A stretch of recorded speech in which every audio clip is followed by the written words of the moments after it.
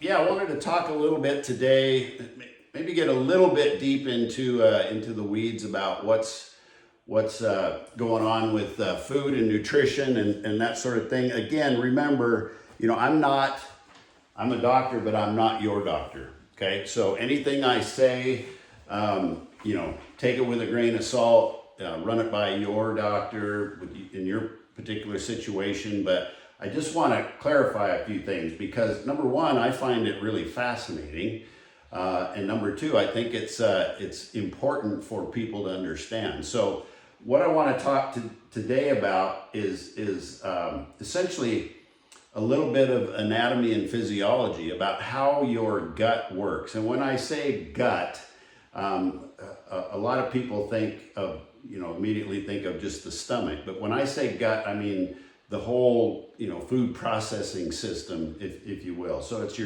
your stomach, the small intestine that it goes to from the stomach, and then from the small intestine it goes to the large intestine or the colon. Okay, and all of those things play a role in how we process our food.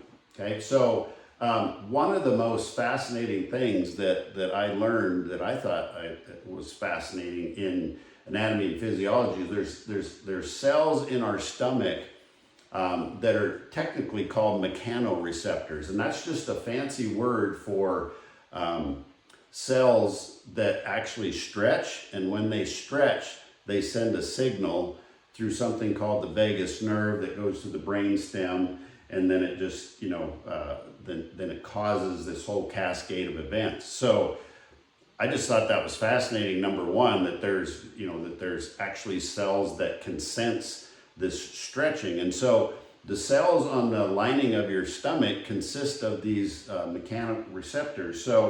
So when they stretch, they send a signal. It's really important to understand that. So your stomach is just a receptacle for the food that you eat.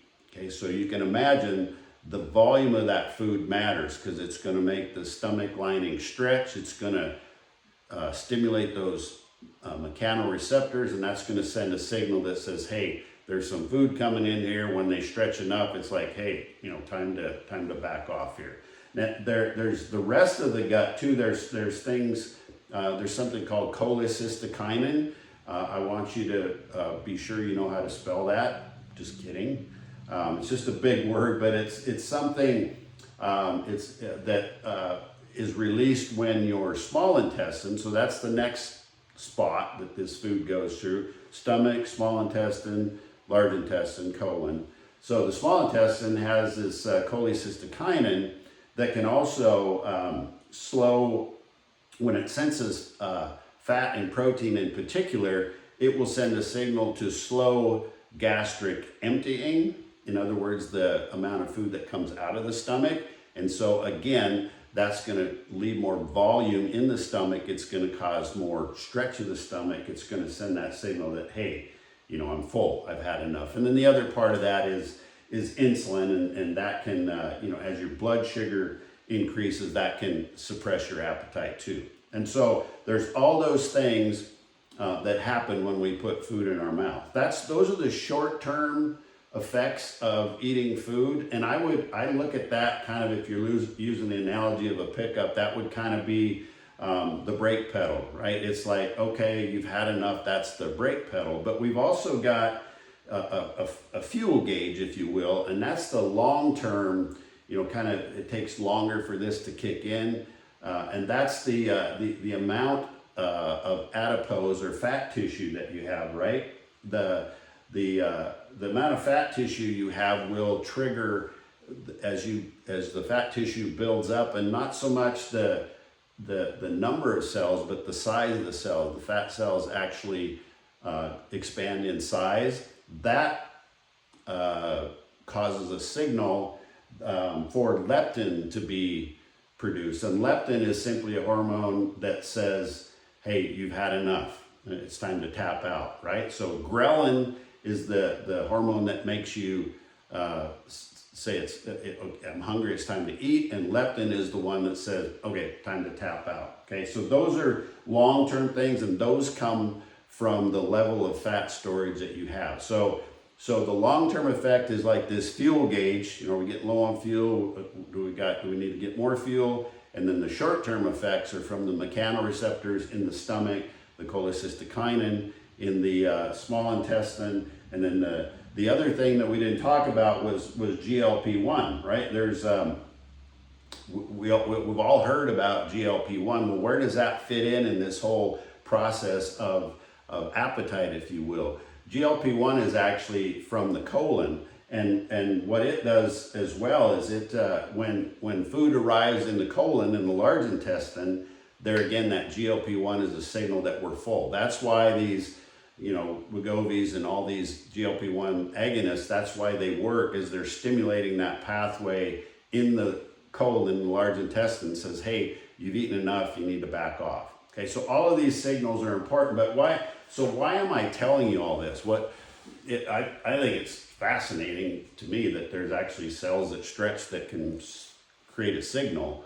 But more importantly, the reason I'm telling you this is because I coach a lot of people, and we set parameters on the foods that they're supposed to eat. And the most troublesome one when we look at this whole system is carbohydrates. And yeah, we've heard them villainized. Now, not all carbohydrates are created equal, and I talk about this a lot in my book, The Antifragile Man. But the problem is with processed carbohydrates, with highly processed carbohydrates, or what I call fluid carbohydrates, all these energy drinks and all of these, you know, even alcohol. People don't realize how calorically dense alcohol is. And I'm not throwing anybody under the bus. If you want to have a drink every now and then, great. But you need to realize it's the second most calorically dense food. So protein and carbs are both 4 calories per gram. The most calorically dense is fat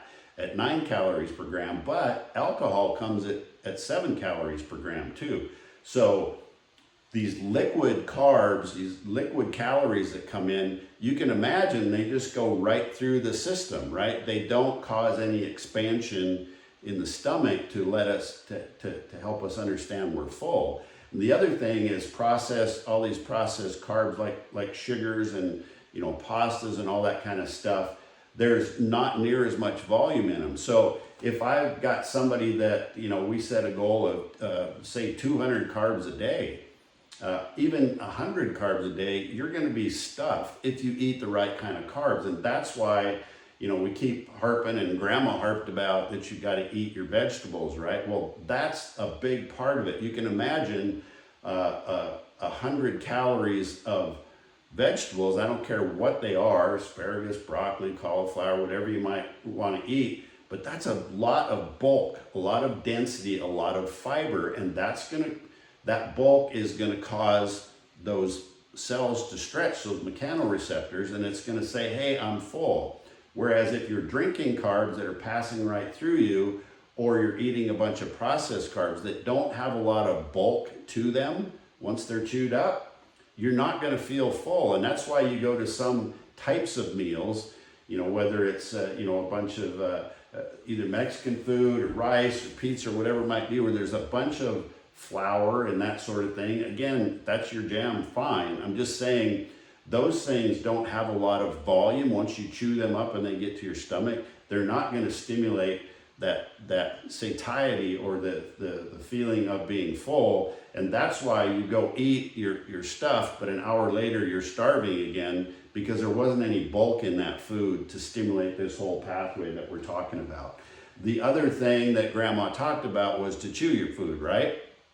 And my wife Kelly will laugh at this because she's harping at me all the time to slow down, and I understand that. But another reason for that is that you can imagine if you took a pound of steak, and then you took that same pound of steak and you run it through a grinder, a meat grinder, and you looked at the two piles, the pile that you ground up is going to be a bigger volume than the steak itself. And that's why chewing your food is so important, because there's actually more, it takes up more volume because there's more space between the food particles themselves. And so all of those things add up to make a huge difference. So the bottom line is you can eat a shit ton of carbs, but if they're the right kind of carbs, it's also, not only it's going to be good for you because it's going to keep you full, you're not going to be hungry, because that's the reason a lot of people go and reach for these highly processed carbs late at nights, because they're hungry, because they're not eating the right types of food to stimulate that pathway, the volume of food that's going to tell your body that you're full. And so I just think it's really important that people understand that. I think a lot of times if you understand the reasons behind some of the things that you're feeling, it allows you to make better choices in the long term. So I hope that makes sense. Reach out if I can help in any way. Send me a direct message. If you want to look into coaching, we can talk about that. I'd encourage you to get a copy of my book, The Antifragile Man. It's here somewhere. I'm very proud of it. I've already had some amazing reviews, and people that I really look up to and respect have given me some great feedback. So I'm really grateful for that. That means a lot to me. I'm super excited about this movement we're creating of like-minded people, of people that aren't, that are getting on in years, but they're not ready to give up. In fact, they want to be the best that they can be, and they want to be better than they were 10 years ago, and we're doing that. We've got people that are proving that to me every day, that are going through the program. They're doing the work. I'm just the guide, right? But they're the ones doing the work, and so I'm so proud of them for taking charge, for, the easy way out is just to say, well, I'm getting older and that's just the way it is. And if that's your jam, then fine. I'm not here to judge. But for those of you that want to make the last third of your life the best third, we're here to help. That's what we do. And I'm very grateful for this community that we created. So if I can help in any way, reach out, let me know. And we can do a free assessment to see where you're at. Again, just reach out to me and we'll help you out. So I appreciate everybody listening. Make it a great day. And if I can be of any help, let me know. Take care.